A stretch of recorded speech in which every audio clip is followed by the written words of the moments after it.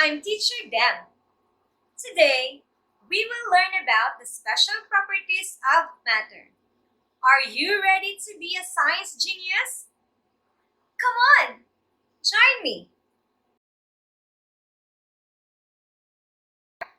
At the end of this lesson, you will learn how to classify materials based on their abilities to absorb water, float, sink, and undergo decay.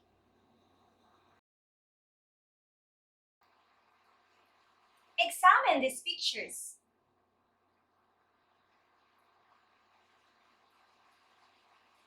These materials are commonly found at home. We can group them according to their properties. Let us try. For set A, we have towel, tissue, and sponge. And for set B, we have frying pan, plastic bag, spoon and fork. Now, what can you say about the materials in set A? Correct! They absorb water. How about the materials in set B? Do you think they absorb water?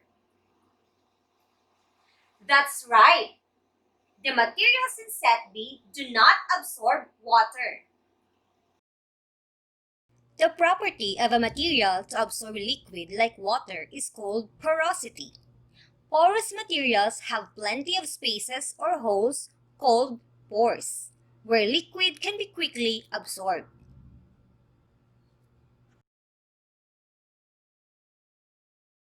That is why the materials in set A absorb water.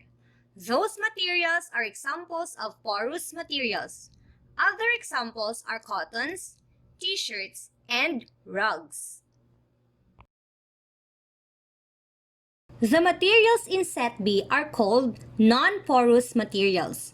They have no holes and spaces. Other examples of non-porous materials are plastic spoons and forks, porcelains, cups, iron nails, aluminum cookwares, glasses, and other materials made of metals.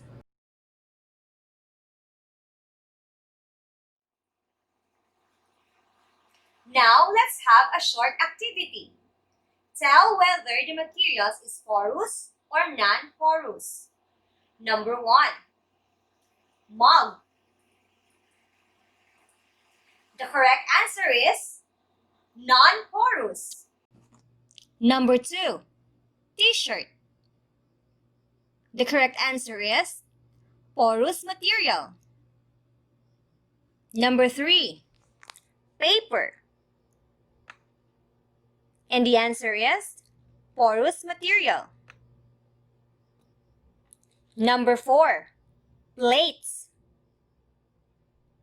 The correct answer is non-porous material. And for number 5, we have mop. The correct answer is porous material. Now, try to look at these materials. Coins, paper clips, iron nails, toothpicks, stone, and leaves. So I have here a container with water. We will see if these materials may sink or may float in water. Let us see. Let's have first the coins. Let us see.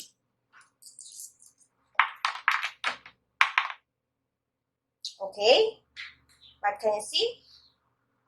The coins sink in water. Now, we'll have these paper clips. Okay, the paper clips also sink in water. We have this iron nails. Let's see. The iron nails also sink in water. Now let's have this.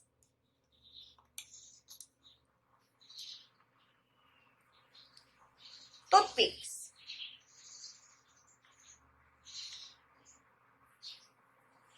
Okay, as you can see, the toothpicks float in water. Now we have this stone. Okay, the stone sinks in water. Now we have these leaves.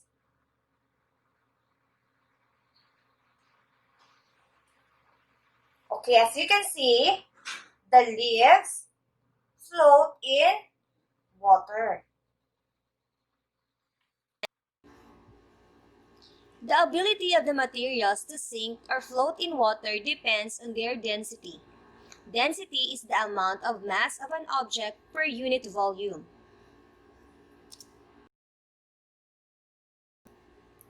If the density of an object is higher than the density of water, that object will sink in the water. If the density of an object is less than the density of water, that object will float in the water. From our experiment earlier, we can say that those materials sink in water have higher density than the density of water, while those materials that float in water have lesser density than the density of water.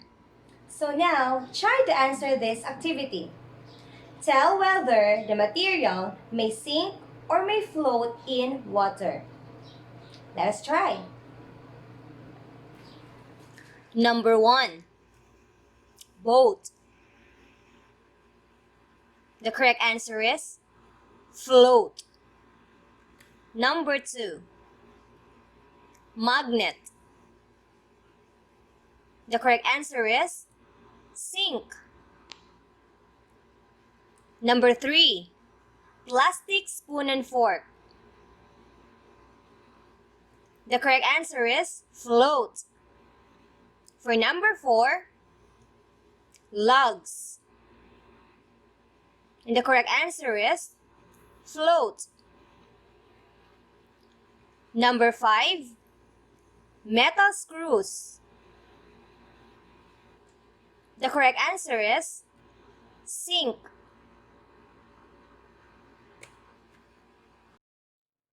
Very good! You really understood that there are materials may sink in water and there are materials may float in water. So now, try to examine these pictures.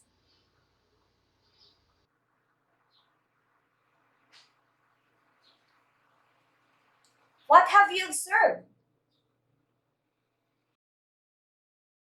These materials undergo decay. Decay refers to the gradual, often natural deterioration or rotting of plants and animals from a normal condition in the presence of other conditions such as sunlight, water, air, soil, and action of microorganisms.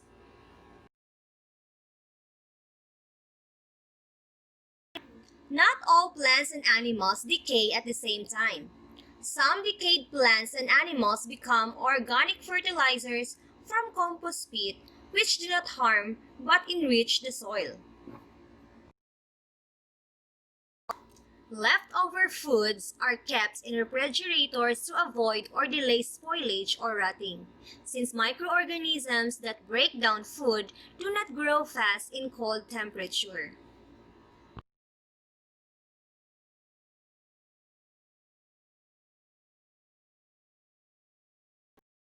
These are some materials that do not undergo decay.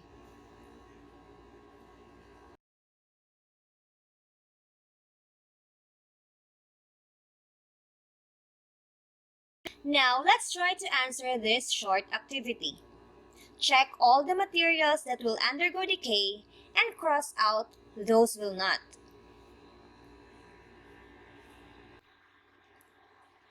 Here are the answers.